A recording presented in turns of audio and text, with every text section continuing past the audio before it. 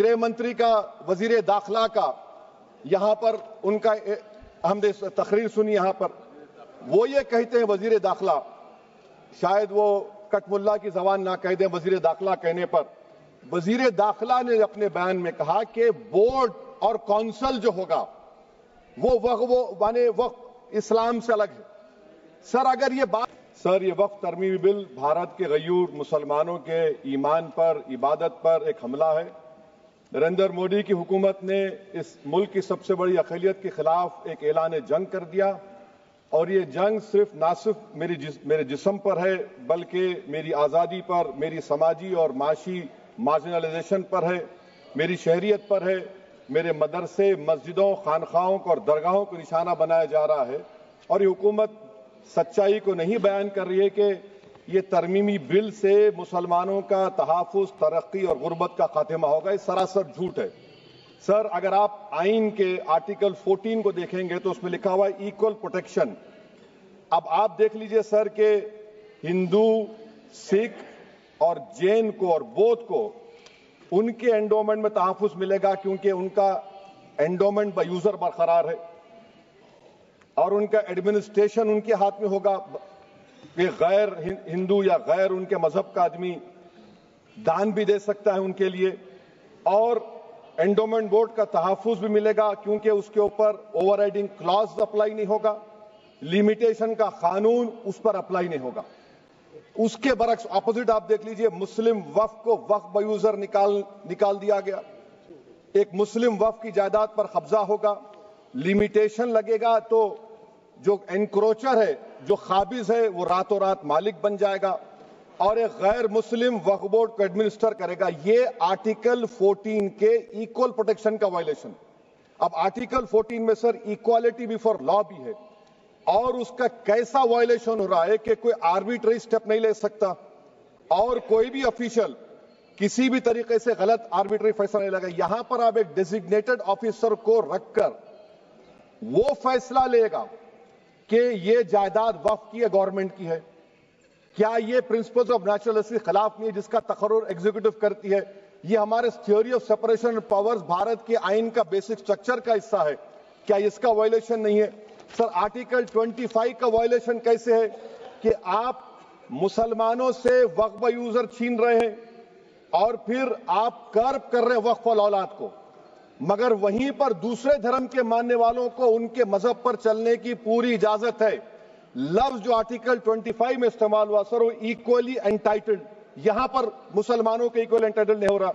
अभी हम सच है आपकी तो फिर आपको यह कानून बनाने की जरूरत ही नहीं है, आप एक नॉन स्टैट्यूटरी बॉडी बना दीजिए। ये जो कानून बन रहा है ना सर, ये आर्टिकल 26 इसका सोर्स है और आर्टिकल 26 जब इसका सोर्स है तो आर्टिकल 26 का ABCD क्या कहता है कि रिलीजियस डिनोमिनेशन को अपने मजहब के अफेयर्स खुद चलाना, मूवेबल इमूवेबल प्रॉपर्टी को लेना और एडमिनिस्टर करना। जब हिंदू धर्म को, बौद्ध धर्म को, सिखों को यह राइट दिया गया है तो आप कैसे मुसलमानों से छीन रहे हैं? तो ये आर्टिकल 26 का ग्रेव वायलेशन है। तो सर अब वक्फ बाय यूजर का मामला देखिए, मिनिस्टर साहब ने कहा कि एंक्रोचमेंट हो रहा है, 17,000 एंक्रोचमेंट हुए हैं। तो यही नरेंद्र मोदी की हुकूमत ने 2014 में उस वक्त के मंत्री ने एक वक्फ properties eviction of unauthorised occupants bill को इंट्रोड्यूस किया। आपने विड्रॉ कर लिया 2024 में उसको। क्यों विड्रॉ किया सर आपने? जब आप मान रहे थे कि एंक्रोचमेंट हो रहा है तो आपने बिल को विड्रॉ कर लिया। अच्छा सर, अब वक्फ बाय यूजर को आपने निकाल दिया, माने कंडीशन क्या लगाए कि अगर उसमें डिस्प्यूट होगा और गवर्नमेंट प्रॉपर्टी होगी। सर डिस्प्यूट तो है, मिसाल के तौर पर मोहिबुल्लाह साहब जिस मस्जिद के इमाम है, पार्लियामेंट के सामने मस्जिद है सर, 123 प्रॉपर्टीज में मस्जिद है, डिस्प्यूट चल रहा है। कल कलेक्टर या डिस्ट्रिक्ट ऑफिसर बोलेगा कि भाई साहब ये गवर्नमेंट प्रॉपर्टी है, स्टिकर लगा दिया जाएगा, मस्जिद बंद, गवर्नमेंट प्रॉपर्टी हो गई, होगी ना सर? अब ये बताइए, आप जब से यहां पर पूरे बीजेपी रूलिंग पार्टी हमको ज्ञान दे रहे हैं कुछ नहीं होगा, कुछ नहीं होगा, मैं दलील के साथ बता रहा हूं आपको। ये मस्जिद दिल्ली गवर्नमेंट बोलती हमारी है, दिल्ली वक्फ बोलता हमारी है। तो सर वक्फ बाय यूजर, अगर मैं अपनी गवर्नमेंट के खिलाफ वक्फ बोर्ड वक्फ यूजर इस्तेमाल नहीं करेगा तो क्या है सर? अच्छा, ये अमेंडमेंट जब हो जाएगा तो मुझे कहने दीजिए सर, सिर्फ प्राचीन मंदिरों की इबादत होगी, मस्जिदों की नहीं होगी। अब सर आप आ जाइए, अगर डिस्प्यूट मेरा एंशिएंट मॉन्यूमेंट से वक्फ का, एक मिसाल दे रहा हूं, दिल्ली में 172 वक्फ प्रॉपर्टीज एएसआई कंट्रोल में है। मैं तो हार ही गया वो, क्योंकि मेरे पास डॉक्यूमेंट नहीं है। आप कह रहे हैं कि डॉक्यूमेंट चढ़ाओ। अगर मेरा गवर्नमेंट से डिस्प्यूट चल रहा है, मैं तो क्लेम ही नहीं कर सकता, क्योंकि आप जज बनेंगे, आप ही फैसला करेंगे, और जब तक आप फैसला नहीं करते वो वक्फ की प्रॉपर्टी नहीं होगी। वो प्रोविजन डाल दिया आपने। अच्छा, अगर मेरा डिस्प्यूट एनक्रोचर से होगा सर, तो एनक्रोचर में तो आपने तो 107 को डिलीट कर दिया। आप रातों रात खाबिज को, एनक्रोचर को मालिक बना रहे हैं। सर मैं ये पूछना चाहता हूं आपके जरिए हुकूमत से, एक मुंबई में एक बहुत बड़े दौलतमंद है, खोजा बरादरी का यतीम खाना था, उन्होंने 2004 या 5 में 22 करोड़ में खरीद लिया। वो केस सुप्रीम कोर्ट में, कि आप उनको मालिक बनाना चाहती है लिमिटेशन एक्ट अप्लाई करके? हमको बताइए, हम जानना चाह रहे हैं। और सच्चर कमेटी ने सर 2007 में कहा कि दिल्ली के 123 प्रॉपर्टीज की मार्केट वैल्यू 6000 करोड़ की। आज हम 2025 में आ गए, क्यों आप उन प्रॉपर्टीज के खिलाफ पड़े हुए? 1976 में उस वक्त के वजीर आजम इंदिरा गांधी लेटर लिखा, इसको आप दे दीजिए, मगर आप उसको मानने को तैयार नहीं है। तो सर और एक जो झूठ फैलाया जा रहा है, management empowerment efficient development. Sir this bill takes any management from the hands of Muslims, disempowers the waqf in comparison to any other stakeholder, takes away the efficiency of administration and hampers development. Waqf disempowerment in the name of efficiency, inefficiency is being created. The progress of development from pre-independence till today is sought to be destroyed. Sir अभी हमारे home minister साहब ने फजल पुकाया case का जिक्र किया। Sir मैं आपसे गुजारिश करूंगा कि होम मिनिस्टर जरा अच्छे लोगों को रखकर इंफॉर्मेशन ले। फजल पुकाया का ऑबिटर क्या है? इट इज ऑबिटर, वो रेशो डिसेंडेंटाई नहीं है जो आपने कहा है। अच्छा सर, शेड्यूल ट्राइब के बारे में कहा, क्या शेड्यूल ट्राइब में मुसलमान नहीं होते? शेड्यूल कास्ट में नहीं होता मुसलमान, शेड्यूल ट्राइब में मुसलमान होता। तो क्या आर्टिकल 25 मेरा चला गया, आर्टिकल 26 चला गया, आर्टिकल 14 चला गया, 15 चला गया, 29 चला गया? लक्षद्वीप का एक मुसलमान एमपी है, क्या उसको राइट नहीं है क्योंकि ट्राइबल है? क्या कह रहे हैं आप? इस ऐवान को क्यों गुमराह कर रहे हैं आप शेड्यूल ट्राइब के नाम पर? सर और एक चीज जो आपको बता रहा हूं सर, अब आप जब आर्टिकल 26 से मेरा सोर्स है, तो आप सेंट्रल वक्फ काउंसिल में 22 में से 10-11 आप नॉन मुस्लिम को बना सकते हैं। रिलीजन न्यूट्रल आपने कह दिया, और आप बनाएंगे, क्यों बनाएंगे आप? स्टेट वक्फ बोर्ड में 7 नॉन मुस्लिम होंगे और 4 मुसलमान क्यों होंगे? क्योंकि आप लॉ में 95 में डायरेक्ट मैनेजमेंट में ले सकते हैं 5 साल के लिए। आप वक्फ यूजर को आप कलेक्टर डिस्ट्रिक्ट ऑफिसर बोलेगा ये वक्फ की प्रॉपर्टी नहीं है, तो वो वक्फ बोर्ड खामोश बैठ जाएगा, कुछ एक्शन ही नहीं लेगा, क्योंकि वो आपके प्यादे हैं।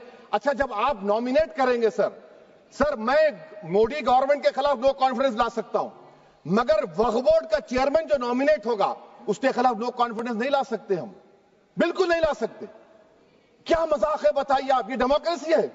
नॉमिनेट भी स्टेट गवर्नमेंट करेगी, वो अगर डिक्टेटर बन जाएगा जैसा आज भारत में हो रहा है, तो वो भी नहीं हटेगा। कम से कम यहां पर तो इलेक्शन है, वहां पर तो आप 5 साल झेलते रहो उसको। अच्छा सर, अब ये जो क्लॉज 11 और क्लॉज 9 आप 16AA से देखिए, where the qualification of the members of the board has been limited only to 3 categories contained in 14(1)(c). Intention is very clear that the majority is to be packed with non-Muslims. So who will defend my interests, sir? If I cannot depend on the state waqf board, central waqf council, which are going to comprise non-Muslims, this in itself is a clear violation of Article 26, 14 and 15, sir. अच्छा sir, CO पहले 95 act में था कि word मुस्लिम, आपने गायब कर दिया उसको। अरे आखिर क्यों इतनी नफरत है आपके लफ्ज मुसलमान से? अच्छा फिर क्या कह रहे हैं आप कि ये भी आर्टिकल 26 का वायलेशन है? सब जितने हिंदू धर्म के प्रॉपर्टीज हैं, सिख धर्म के हैं, बौद्ध के हैं और आपके जैन के, वहां पर उन्हीं के मजहब का ऑफिसर होगा, और कहां पर नहीं होगा? वक्फ बोर्ड में।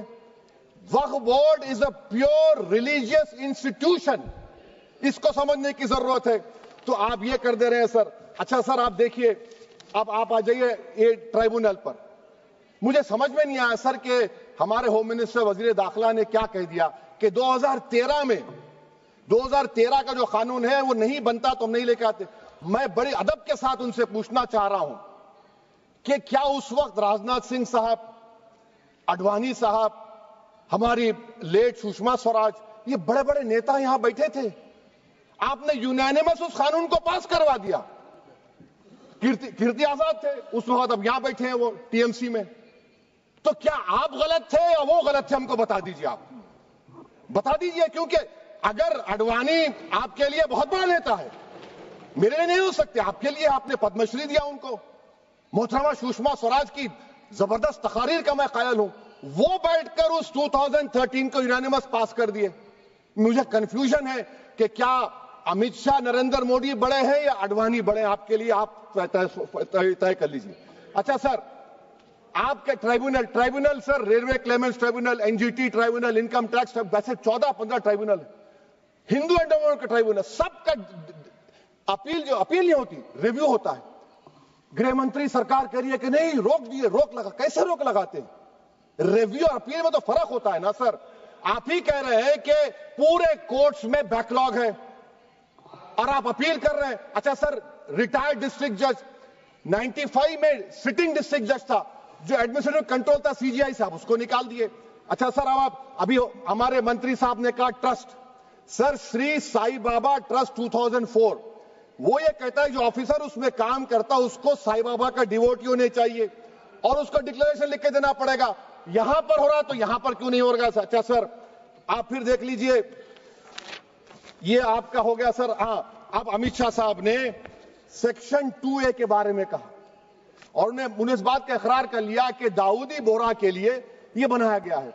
मगर मैं आपके जरिए से गवर्नमेंट से पूछना चाह रहा हूं, आपने तो उस प्रोवाइजो में दाऊदी बोहरा का नाम ही नहीं लिखा, आपने उनको भी थैंक यू कर दिया, उनका नाम क्यों नहीं लिखा आपने?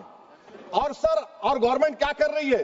आप मुस्लिम समाज में जो बेकार किस्म के लोग हैं उनको एक रास्ता बना रहे हैं, एग्जिट दिखा रहे हैं कि तुम्हें वक्त से बचना है तो तुम्हें ट्रस्ट बना लो। ये क्या कर रहे हैं सर आप? कम से कम उन दाऊदी बोहरा को आप दे देते। अच्छा sir, clause 3V section 36 clause 18 देख लीजिए, oral Waqf, oral appointment has sought to be discontinued even though it is recognized practice in Islam. Muslim personal laws recognize oral waqf and 1937 Shariat Application Act. Sir, आप clause 39 पर आ जाइए, 5 साल के लिए मुसलमान। मैं किरण रिजिजू से पूछना चाहता हूं, सर दाढ़ी रखे तो मुसलमान प्रैक्टिसिंग है या क्लीन शेव आपकी तरह है? तो बताइए हमको, प्रैक्टिसिंग क्या होगा? अच्छा, किसी को पकड़ के मॉब लिंच कर दिया और बोले कि JSR का नारा लगाया, और वो JSR का नारा लगाया तो क्या मुसलमान रहेगा? नहीं रहेगा। या फिर देश के प्रधानमंत्री ने कहा था कपड़े देखकर पहचानो, तो क्या कपड़े देखकर आप कह देंगे? अच्छा, अगर कोई क्रिश्चियन हिंदू धर्म कबूल करता है तो क्या वो मंदिर को दे सकता प्रॉपर्टी? फिर भारत के संविधान में आर्टिकल 300 क्यों है सर? राइट टू इक्वालिटी क्यों है? फ्रीडम ऑफ रिलीजन क्यों है? 5 साल कहां से लाएंगे? अच्छा सर, और एक चीज सर, और एक चीज मैं आपको बोल के खत्म कर दूंगा सर। इस बिल में वक्फ औलाद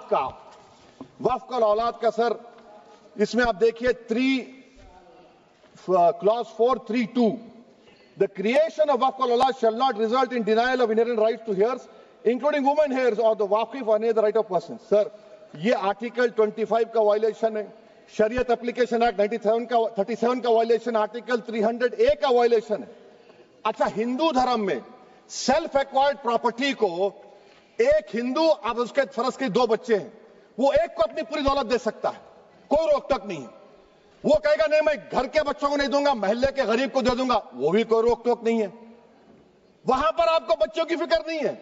जब मैं अपनी प्रॉपर्टी को अल्लाह को मालिक बनाकर दे रहा हूं, आप कह रहे बच्चों की फिक्र नहीं है।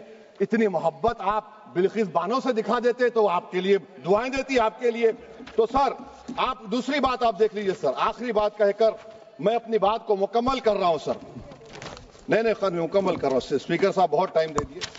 सर आप देखिए, इसमें अमित शाह साहब बोले कि इतनी प्रॉपर्टीज का कब्जा हुआ, चोरी हुई, ये हुआ। सर, क्लॉज 2652A सेक्शन, अगर कोई प्रॉपर्टी बेचता है 2 साल की सजा थी, आपने क्या कर दिया? उसको 6 महीने कर दिया। नॉन अवेलेबल था, आपने अवेलेबल कर दिया। सेक्शन 40 की बात करते हैं।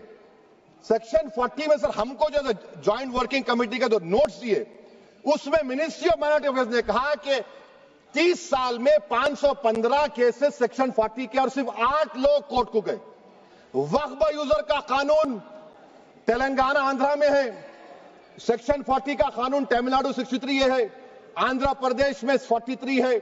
और सर आप डायरेक्शन दे रहे हैं, अच्छा क्लॉज 4218B देखिए सर, आप रूल बना रहे हैं, कोऑपरेटिव फेडरलिज्म के खिलाफ है, इतना रूल बना रहे हैं। और आखिर में सर मैं आपको बताना चाह रहा हूं स्पीकर साहब, ये बिल का मकसद सिर्फ मुसलमानों को जलील और रुस्वा करना है, मुसलमानों को दूसरे दर्जे का शहरी बनाने का इनका मकसद है। सर अगर आप हिस्ट्री को पढ़ेंगे तो महात्मा गांधी उस वक्त के व्हाइट अफ्रीका में सफेद फार्म अफ्रीका के कानून को महात्मा गांधी ने कहा था कि ये मेरा कॉन्शियंस इसको मानता नहीं है, मैं इस कानून को